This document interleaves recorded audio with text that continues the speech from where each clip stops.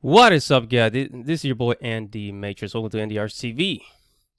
And today I'm going to be analyzing the Matrix trailer video.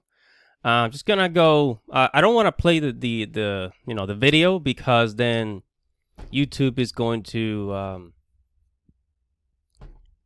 basically going to have a copyright claims on my video. So I'm just going to move the meter here. And yeah, so let's go ahead and get started. All right, so here in the Matrix video, the Matrix trailer, we see, I don't know what town this is. I'm guessing this is the same town that we last saw when Neo defeated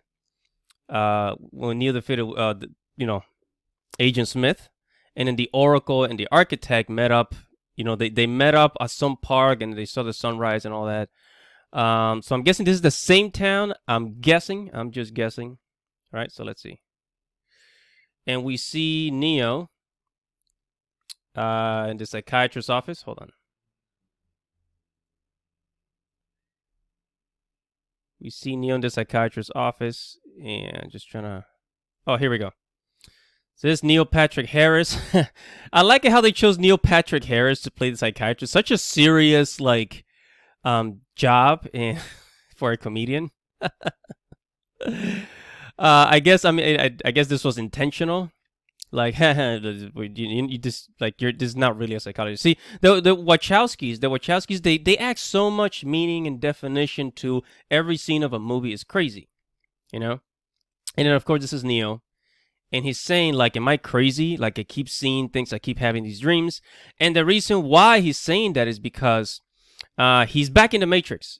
If you guys remember, in the last Matrix movie, after he defeated Agent Smith in Machine City, he was still alive. Like, they show him glowing. And the machines dragging him, into the machine world. So he's still alive, And he's saying, "Am I crazy?" Neil Patrick Harris, his psychologist character, says, "We don't use that word here." So no, basically, because Neo is the one, but like the Matrix, they don't want him to know that he's the one. Okay? And as in the previous shots, where is it? In previous shots, we do see that's him walking. That's Neo walking around town. And he can see the code. He can see the code in which everything is made.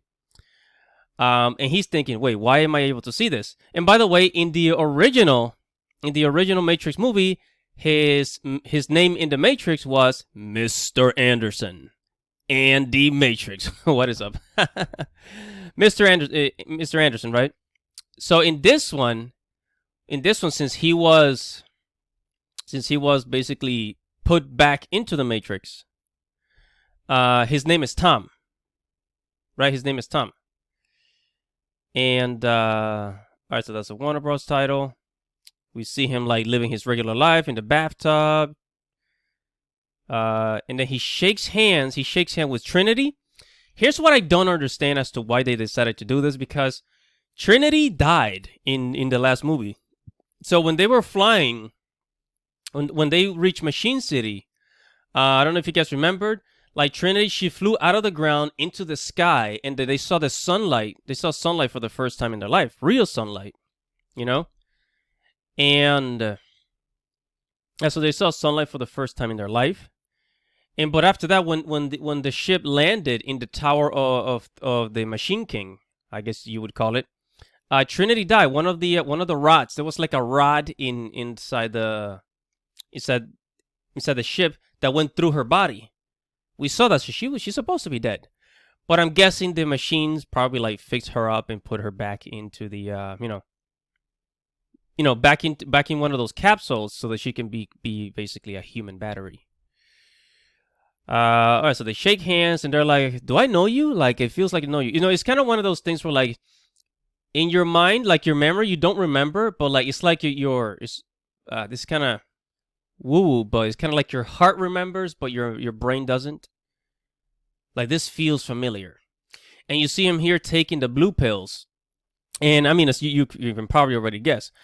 But it's kind of like in reality. It's kind of like in reality when you go to a psychiatrist and you say, "Oh well, I'm depressed, I'm having anxiety," and then they medicate you. They give you all these pills, right?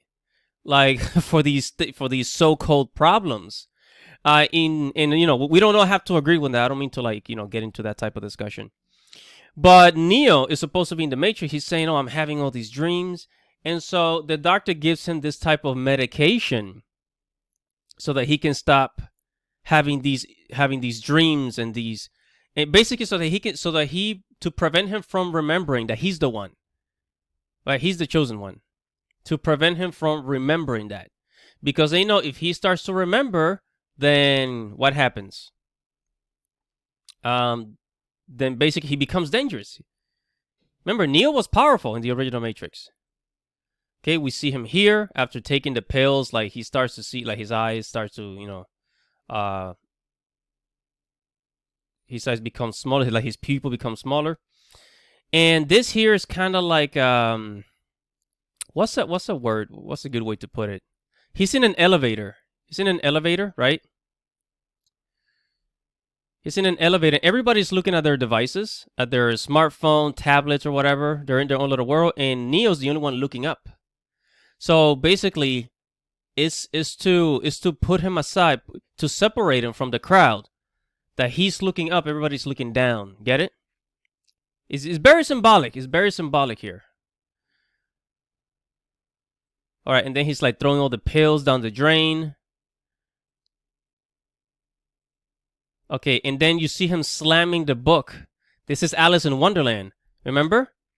Alice in Wonderland, follow the rabbit, follow the white rabbit. You guys remember that? It's, again, very symbolic. Everything that the Wachowskis do with the Matrix, baby, from the book that slammed on the table to like the tattoo somebody's wearing to everything, the message on the board, it's all symbolic, right? And I'm guessing, hold on, I'm guessing this is a younger version of the Oracle. And then, where's the part? All right, then when he looks himself in the mirror, he starts seeing like other versions of himself. And then when he finally meets with Morpheus, who's being played by this different actor, and he actually still looks the same. He even got the little, shaving bumps on the side of the sheet. He gives him the red pill. Morpheus always comes back to wake him up, to wake up the one. He says it's time to fly, blue pill or red pill. And then we see, of course, Neo chooses the red pill. And then that's when the action starts. I don't know who's this new character that he's talking to. Some blue hair girl. And then this is one of the doors.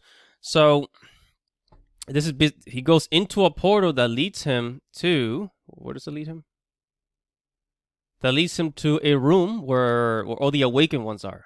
Where Morpheus and the crew is. He meets up with Trinity again. Trinity was his lover in, how should I say, I guess his past life before he re-entered the Matrix. And then he's practicing martial arts with Morpheus, and he still knows Kung Fu.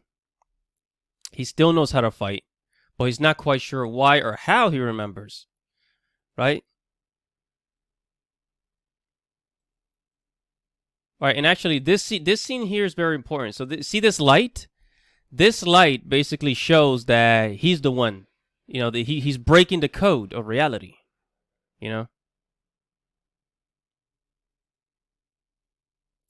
That's Trinity and Neo again. Then you see all this action. We cannot see. I wonder who this is. I mean, I'm sure it's not another Smith, another Agent Smith, but it makes me wonder. All right, he's in a train. Some of these scenes. Okay. And these scenes, I'm guessing this is basically like the agents, like the Matrix agents following them around. Oh, and this is very important. This is how you know, this scene right here, this is how you know that Neo, after he defeated Agent Smith in the third movie of the Matrix, the machines put him back into the Matrix. They put him back into the Matrix. Okay?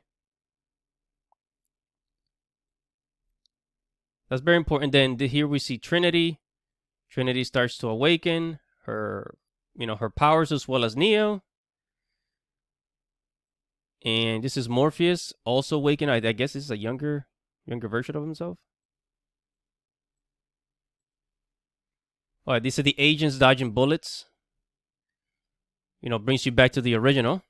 And this hallway here is basically, I don't know if it's the same hallway as you know, as the one in the first movie where the Agent Smith actually killed Neo and Neo was reborn.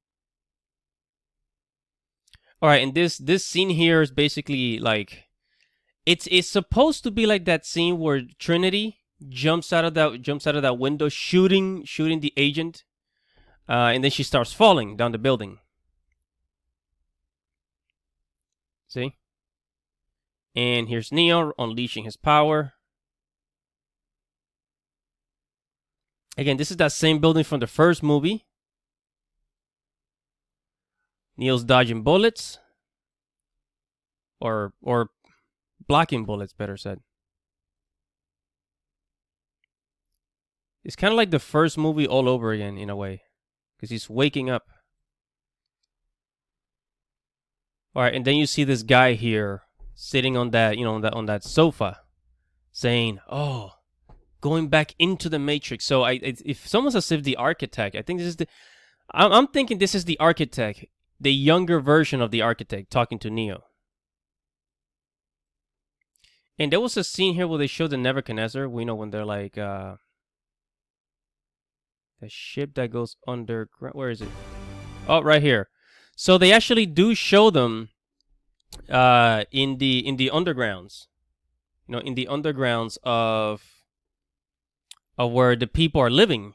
So I would like to see. I would like to know if everybody that lived underground started to live, you know, above ground finally. Because remember, in the world of the Matrix, you know, the surface became so polluted and dominated by machines that all the humans went to live underground. Anyways, that is it for this analysis. I'm really hyped up for this movie. I don't review or talk about too many Hollywood movies here, but The Matrix is a movie that's close to my heart. This is by far my favorite most movies of all time.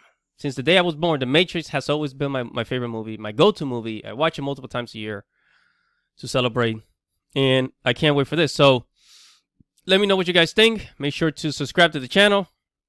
Make sure to like this video, comment below, and I'll see you in the next video. This is Andy Matrix. Godspeed.